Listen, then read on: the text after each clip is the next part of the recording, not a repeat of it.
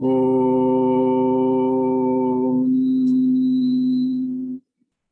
Asato Ma Sadgamaya Tamaso Ma Jyotirgamaya Mrityorma Amritam Gamaya Om Shanti Shanti Shanti Hari Om Shri Gurubhyo Namaha Hari Om.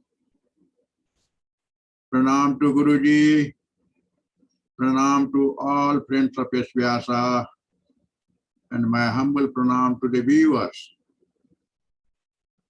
We have seen since last episode that verse given by Sri Tulsi Das Ji in Ramayana, that is Sagunahi Agunahi Nahi Kachu Bheda.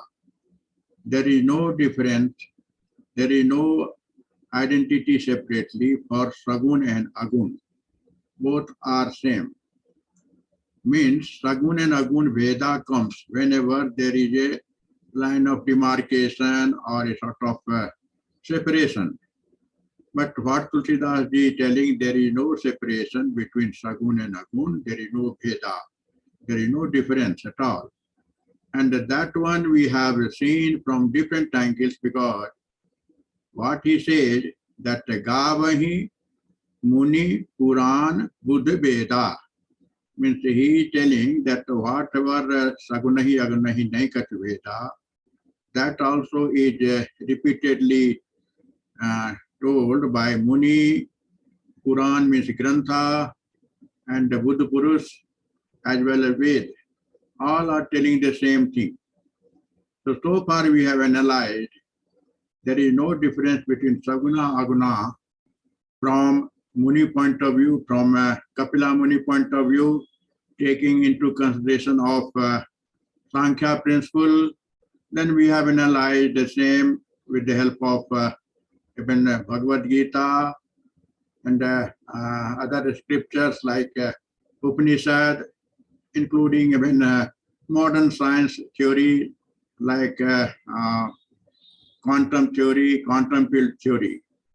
So by that way we have taken some of the scriptures, and by that way we have also seen that there is no Veda between Sagunahi Agunahi. In addition, we have also seen that what Veda tells, by taking the Vedic concept of atomic science, that also we have seen that that endorses the same, that there is no difference once we are reaching to the Ahankara state where creation starts, where all the ingredients of creation is given to the Prakriti. So that way also there is no difference. Today what we are going to take, the Buddha Purush like Swami Vivekananda, what he tells by endorsing or by telling, by exploring the Advaita Vedanta concept, what way that one there is no difference between Sagunahi Agunahi, what Tulsi Das Ji is telling in Ramayana. So we will take the whatever approaches or whatever approach Swami Vivekananda Ji has given. Let us recall, once he was in Western countries, European countries, during his tour after the World Parliament of conference, and then he was telling the scientists to work on Akasa and Prana. That was for the scientists, but at the same time, similar concept he has given by giving one statement, particular statement, which is very famous by Swami Vivekananda Ji. And that statement, what he tells, that every soul is potentially divine. To manifest the divinity, the control of inner and outer nature has to be done. And that how to control the inner and outer nature. For that he tells that to do it either by action or worship or by psychic analysis or by physical means. What he means that to control the inner and outer nature of our own personality or our own individual, we we can take the help of either yoga, core yoga he telling, stressing, that is either with the help of karma yoga, that is what he telling, by action, by worship means with the help of bhakti yoga, then he telling with the help of jnana yoga or with raj yoga. And he tells that you take one or two or three or all, whatever way it is going to help us to overcome the inner and outer nature, what we are dealing to, in day-to-day life with the people, objects, places, and situation in the world. So that is what he is stressing, that first we have to control inner and outer nature, and for that he is giving four Veda, four yoga as a means. And then in addition he tells, if we are doing all the things, then whatever scriptures are there, temple, mosque, church, Veda, Upanishad, all are secondary. He is not denying that they are not at all important, but what he tells, action is important, action is primary, and those things are secondary. Means all the scriptures and visiting temple, mosque, and churches are secondary. What he means by telling secondary, those aspects will be a sort of a supporting document for us once we are actually practicing. And that will, those documents, Veda, Upanishad, church, mosque, and temple, all will be a sort of proving our, or a sort of showing that whatever we are doing, how far they are correct, or a sort of that will show the milestone of our progress. Suppose we have progressed a little, that also is written in the scripture, what way we are there. You have progressed a better way or even highest way, that also is mentioned. So all the documents, what he is telling, those will be secondary. They are nothing but they are going to have a sort of, they are going to be milestone for our progress. So these are the aspects he is telling while being Vedantic or while being this advanced Vedantic, or we can say Advaita Vedantic. Any Vedantic master or any Vedantic scholar, if you meet, he will say that we are Brahman now and here. But that is very difficult to digest. We are unable to perceive that statement. We are unable to feel that. We are unable to explore that. We are unable to be sort of, we are unable to digest at all that kind of a statement. So for that, Swamiji says, doesn't matter, but fact is fact. Yes, we are Brahman now and here.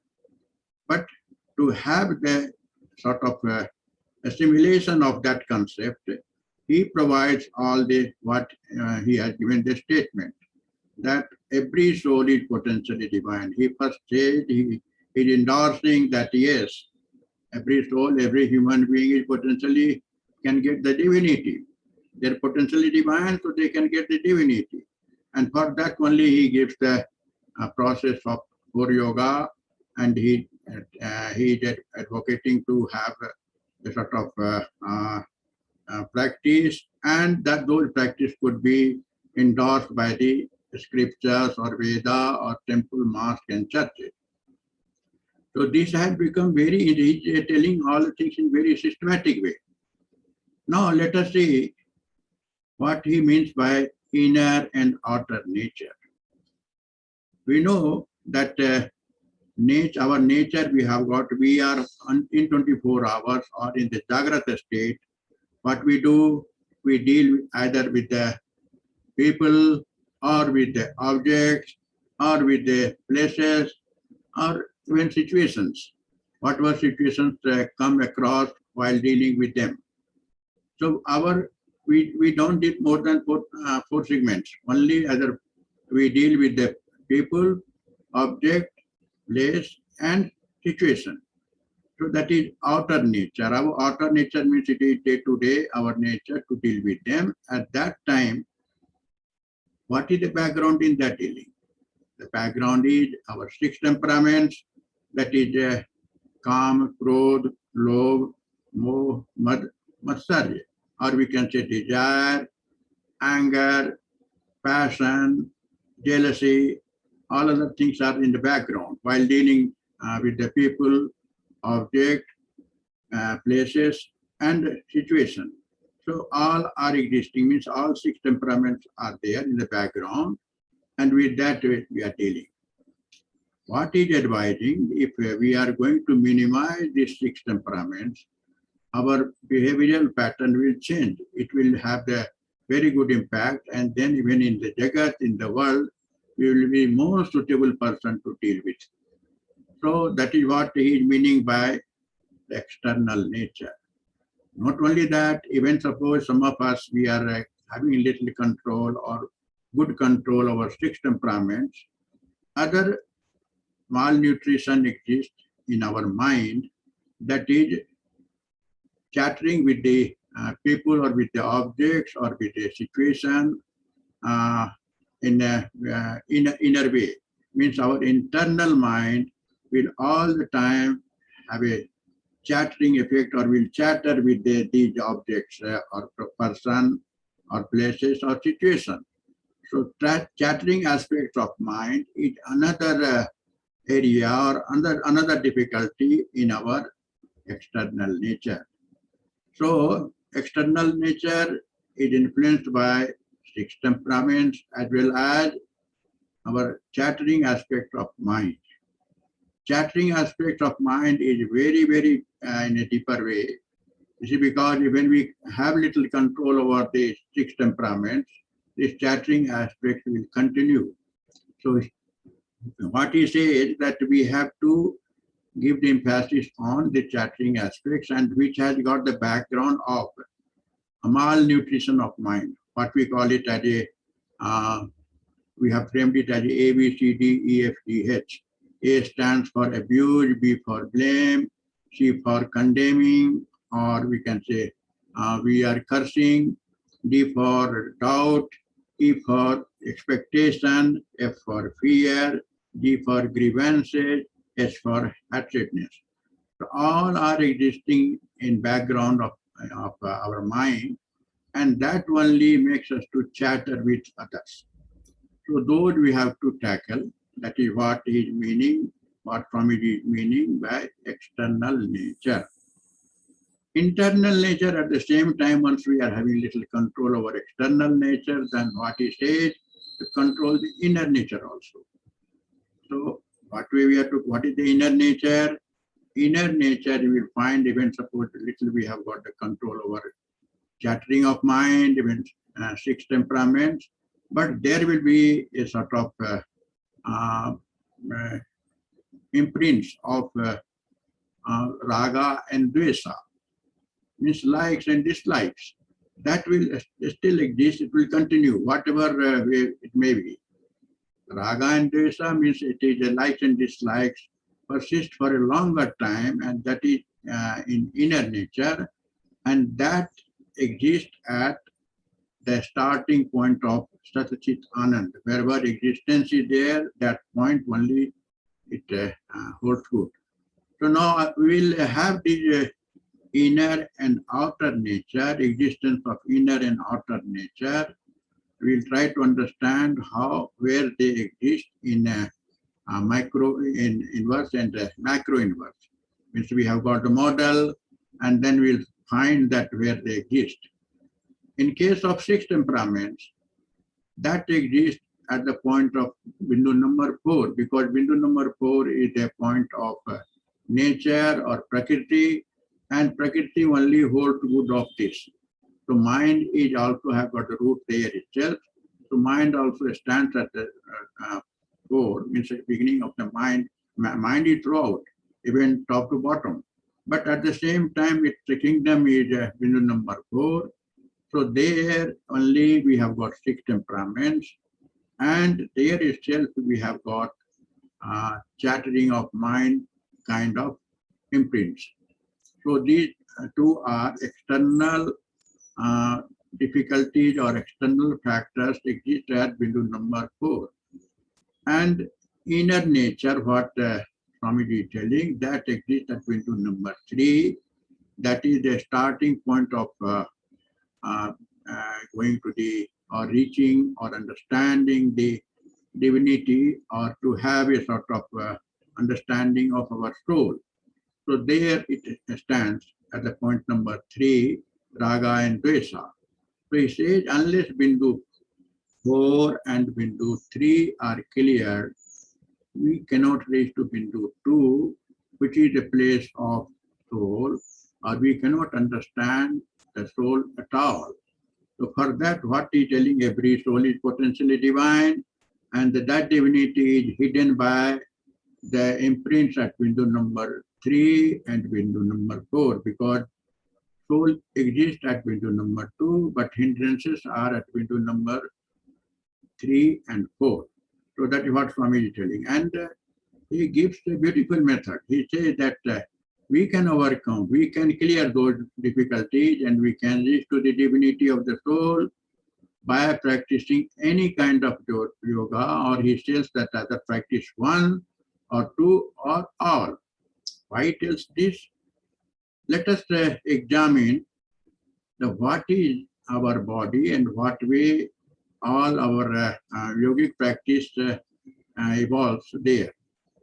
We have got body, we know in yogic practice, we know that in the body there is a left side, right side of the body, and in between there is a spinal cord.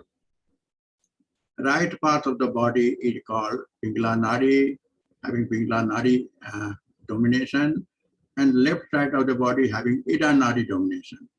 And Susumna Nadi, the spinal cord, is Susumna Nadi, where it is neutral. Means right side is having a negative charge kind of particles or prana, and the left side is having positive types of particles like mind, and in between in the Pingala path we are having the neutral charge domain. So as we have understood in Sankhya philosophy, or also in Vedic way of analyzing atomic science, so 3 ahankara is there. Here also 3 ahankara, like one ahankara is right side of the body, other ahankara is left side of the body, and third ahankara is at the middle of the body, that is a spinal cord. That is Ida, Pingala, and Susumna. Once that is evolved fully, then it's like ahankara. And we have understood from atomic science point of view, these ahankara only bring they are responsible for bringing all the ingredients of creation. At the same time, these ahankara, obtaining these ahankara in a purified way or approaching all the ingredients, we can reach to the topmost point, or where ahankara has taken birth, or where the our Mahat cosmic dust starts acting. So those kinds we are seeing. So that is what he is telling in the yogic system, and that is what we are visualizing in our body also. So body, once we are putting in the same microcosm or macrocosm model, we will find that Susumna Nadi is reflecting with the help of Bindu number 1, 4, and 5, a straight way. That is Susumna Nadi is straight. So in the our model system, either in body model or inverse visible inverse model, both place the point number, bindu number 5, 4, and 1 reflect to the spinal cord or the ahankara existing there, or in a very common terms we can say that our breath, inhalation and exhalation exists here. Similarly, let us see about the right side. Right side is prana or pingala path. So there also we are having similar kind of concept where one of the charges like a negative charge exists there, and the left side is positive charge. Positive charge dominated ahankara. So that we can clearly see in the yogic scriptures. And with that, after placement of this, we will see that if we are doing karma yoga, then 3 bindus are taking place in the karma yoga, and those bindus have to be taken care or have to be nurtured to get evolved. For example, karma yoga is a path of action. So there, bindu number 5, 4, and 2. If we work on that, this will be very effective because karma is very, very difficult. Karma theory says it is difficult to obtain or difficult to become the karma yogi because it has got 2 yardsticks. One is to do the job selflessly, and second is not to have the desire of the fruits. Many times we get the first one, we do the job selflessly without having our interest or without we are not selfish. We do the job like service to the society, service to the poor, service to the downtrodden, and all we do. And we visualize ourselves, yes, we are selfless, we are doing the work. But at the same time, in one corner of our mind, the expectation of thanks or expectation of appreciation still holds good. So because of that, we feel it is not a full-fledged or full-term karma yoga. Karma yoga have to have both factors. One is a selfless job, other is no fruits of, no desire of the fruits. So that is difficult task, but we should persist on that. We should get that one. So for that, we have to act on bindu number 5, 4, and 2. Similarly, for Jnana Yogi people, they have to act the bindu number of bindu number 5, 4, 3, and 1. Then only this Jnana Yogi will get success. And a Bhakti Yogi person should have should act on bindu number 5, 4, and 1. So that way it looks that less bindu exists in Bhakti path to people. That's why they say that Bhakti is very easy because less hurdles are there. Whereas in Karma Yoga, more bindus are there to be overcome, and Jnana Yoga.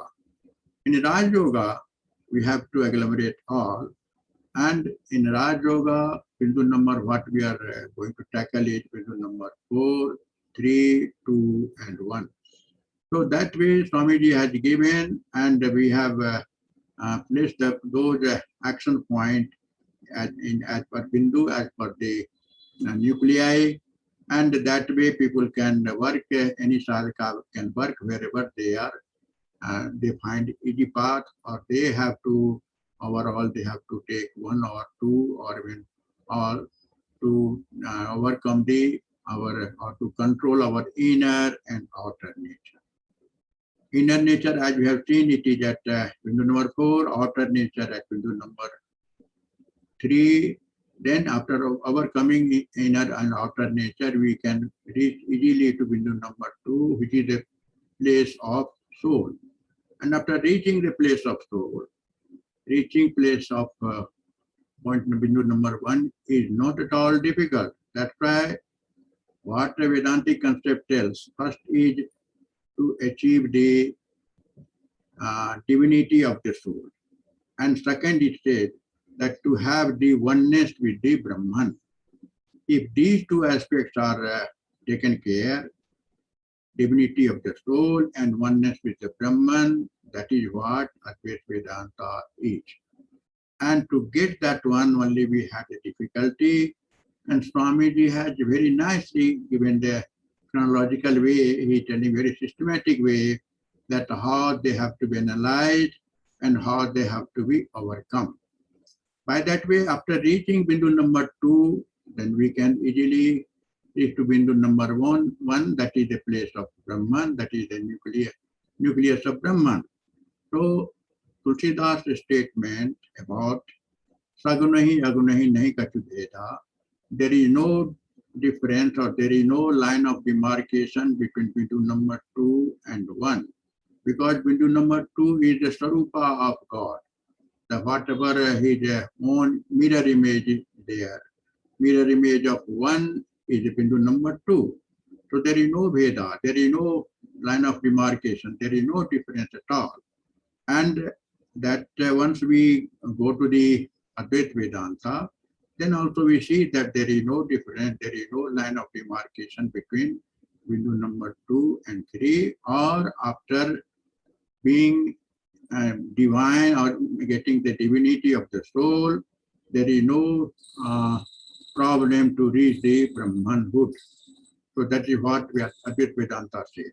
But at the same time, if we will analyze up to where Dvaita is there, and after that where Dvaita becomes Advaita, that also is a good point of discussion. Dvaita exists up to the Bindu number 2 also. Dvaita holds good, provided we have not reached the full divinity of the soul.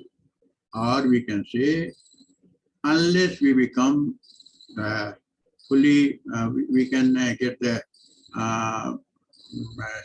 awareness of soul or perseverance of soul, or we can say feeling and a sort of experiencing or awareness of soul, or unless we are self-realized, or unless we are having a sort of true I-ness, who am I, true I-ness, we cannot be fully claimed ourselves as if we are Advaita. We are still in Dvaita. What I mean to say is that till we are reaching Bindu number 2, lower than Bindu number 2, we are still in the Dvaita domain. Dvaita domain, still we have got Saguna domain. And after being experienced at that Bindu number 2, in terms of soul or in terms of self, then we are getting rid of Dvaita, we are become Advaita, and that Advaita has got reinforcement or enforced by being oneness with the Brahman, and that is called Brahmanhood. In this way, what messages we have got? In the Dvaita to Advaita concept or Advaita Vedanta, what it says? That we have to, from individual consciousness, we have to understand, we have to uplift ourselves, or we have to progress ourselves to the cosmic consciousness, that is Bindu number 3, and from there we have to still further evolve to Bindu number 2, that is absolute consciousness, and from absolute consciousness, from Bindu number 2, we have to go to indwelling consciousness or Sakshi Bhava at Bindu number 1. So this kind of progress we have to achieve to become Advaitic, and for that, Sri Tulsi Das Ji, our Swamiji, Swami Vivekananda has been very simple or very illustrative way of approach. By that we can reach to the Advaita Vedanta-hood, or we can easily get that concept by approaching or taking the ladders of Dvaita, and we will come there, we can reach to the oneness with Brahman. Actually, oneness with Brahman is not a good term, it is oneness in Brahman should be there. Oneness with Brahman is visiting type, means we will go and come back.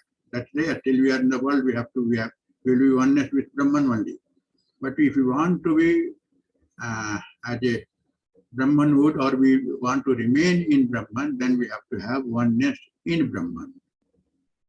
So we have understood so far that from Dvaita concept to Advaita concept, Swami Vivekananda has given a very good pattern by analyzing our inner and outer nature, and also how to overcome that with the help of core yoga.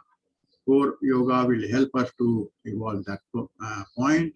And at the same time, our evolution process can be milestone or can be measured with the help of documents like Veda, Upanishad, and Bhagavad Gita, and also by visiting, not only that, we are all also by visiting temples, churches, and mosques. So those things he has given.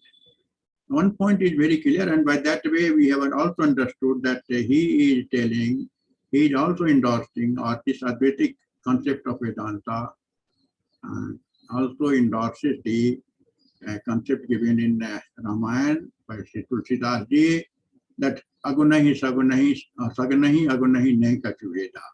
And this time we have taken the analysis from the angle of a Buddha Purush like Swami Ji. One more thing we have to remember, that Veda says that whatever we are doing, even being a spiritual master or being the scientist or intellectual, Veda provides the emphasis that if, and he is telling in terms of, Veda is telling in terms of Jnana Vigyan analysis.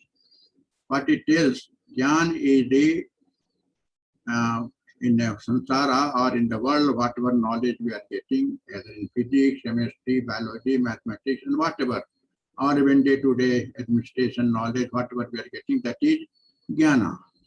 And Vijnana, Vishesh Jnana, is a spiritual knowledge. So what he tells in that verse, that the Jnani can be halfway through, even if he is a very good expert in his own knowledge in the particular field, but he will be halfway through. Unless to get the full way through, he has to have the basic understanding of Vishesh Jnana or Vigyan. Vigyan, he tells about spiritual knowledge. So even scientist can become, can be adhura or halfway through unless he gets the knowledge or basic fundamental aspects of spirituality. Similarly, he tells that the spiritual master will also be halfway through if he does not have any knowledge, basic knowledge, not deep knowledge or not be sort of very thorough knowledge, but basic knowledge of the science, whatever Gyan or whatever field he is doing or whatever field he is occupying. So that knowledge also should be there. So that both the knowledge, Gyan and Vigyan, have to go together. Otherwise, one is only halfway through. That is what the Veda tells. And this kind of clue Swami Vivekananda had got. And that's why he was telling in the Western world, or even in India, the best of the West, that is science, and best of the East, that is yoga and spirituality, are to be brought together in one common platform so that one gets the advantage of others to overcome the difficulty, and that in that condition only human civilization will get the best of both. And that way he was giving the emphasis for common platform for Eastern and Western spiritual masters. SVSI is doing a similar kind of job. He is trying to bring the common platform and providing the all kinds of knowledge, every kind of yoga, and that way, when scientific aspect, it is being brought here. So this way, the common platform is being established as the vision of Swami Ji has given, and that way, SVSI is going to get the success. With this, we'll close. Om Shanti, Shanti, Shanti.